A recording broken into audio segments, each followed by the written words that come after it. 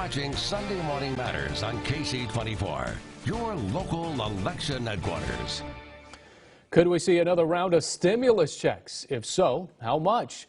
This is just one of many hot-button issues President Trump touched on this week in an exclusive interview at the White House. That includes his take on NASCAR eliminating fans from displaying their Confederate flags and the NFL's decision to play the black national anthem before each game in the first week of the season. Our D.C. correspondent Jesse Tenor one-on-one with President Trump. Can Americans expect more stimulus checks from you? The answer is yes. We're working on it right now with Congress. President Trump told me in a one-on-one interview that more direct payments are on the way, but could not say how much. House Democrats have already approved a bill with another $1,200, but the president said he wants to aim higher. I want more than other people want to do, but it'll be significant numbers, great for the people of our country. A priority in the next and likely final round of coronavirus relief, President Trump said is not up for negotiation, is a tax cut. The president is insisting on a payroll tax cut that would make paychecks larger, but reduce funding for government programs like Social Security and Medicare. You would veto something if it didn't include a payroll tax cut? If it didn't include what we think we need for the economy and for jobs, I would absolutely veto it, yes. President Trump also told me when it comes to his stance on the Confederate flag, he relies on the First Amendment. It's freedom of speech. You do what you do. Even though President Trump has suggested with tweets that NASCAR made a mistake in banning the flag. Well, I don't think they were critical. I was just talking about the fact that NASCAR chose to go a certain way, and that's going to be up to them. That is up to them. I'm very friendly with NASCAR. I know the people there. I know drivers. I know a lot of them.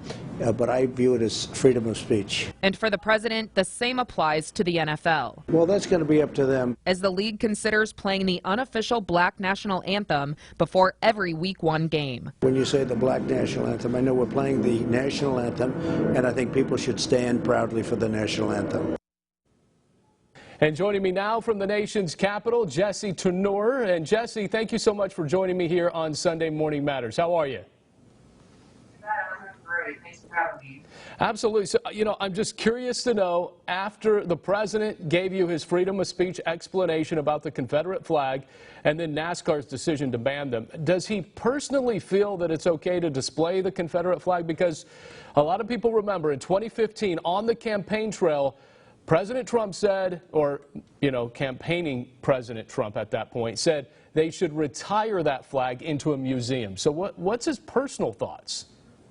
Yeah, back then that was a very hardline stance. But then when I was speaking with him one-on-one, I didn't get that from him. That was how he answered my question to what is his personal stance on the place of the Confederate flag in today's society. He kept referring over and over again just to the First Amendment. He kept saying freedom of speech. And that's where he stood on that. And so, yeah, a very different take than what you were hearing from him on the campaign trail, at least what he was telling me, because he didn't say necessarily that, it should or shouldn't be banned, even though he was even just the day before very critical on Twitter that NASCAR had banned it. As we know, your time with the president, it was short and sweet, as we always know. What kind of vibe did you really get from him over these politically charged hot-button issues that we're seeing now, calling after actually the president called Black Lives Matter a symbol of hate as it was painted in front of the Fifth Avenue, in front of Trump Towers there? What was the vibe that maybe you got from him during the interview? Yeah, so during the interview, it wasn't as charged of a message that he was trying to get out, I think. I think he was trying to almost be more reserved with his answers. Like, I think the perfect example is with that First Amendment example. And then I even asked him, too, about the NFL, how the league is considering playing the unofficial black national anthem before every Week 1 game.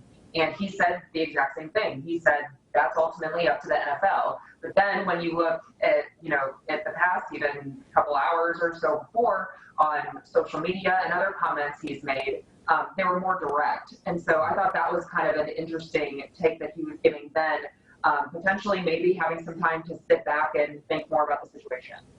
Real quick, I got a couple of seconds here. Any question that was not allowed or off the table? No, they said really kind of anything goes. So they didn't limit me at all. The only thing they limited me on was time. All right, very good. Jesse Tenor in Washington, D.C., our D.C. correspondent over there. Jesse, thank you so much. Yeah, thanks for having me.